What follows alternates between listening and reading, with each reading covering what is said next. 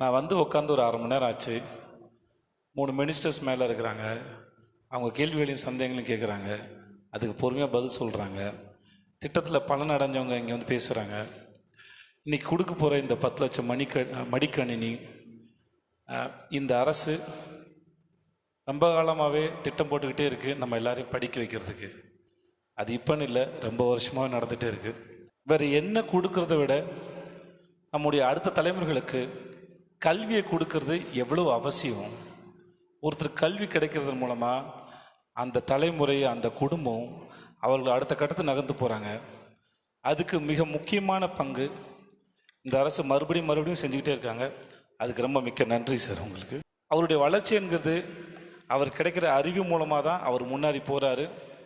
அதுக்கு எவ்வளோ தடைகள் வந்தாலும் அதெல்லாம் உடைச்செறிஞ்சு அவங்கள முன்னாடி நகர்த்திட்டு போகிறதுல பெரும் பங்கு வகிக்கிறாங்க. அதுக்கு ரொம்ப நன்றி சார். அப்புறம் உங்கள் எல்லாருக்கும் என்னுடைய வாழ்த்துக்கள். திட்டத்தில் பலனடை போகிறவங்க அனைவருக்கும் என்னுடைய வாழ்த்துக்கள்.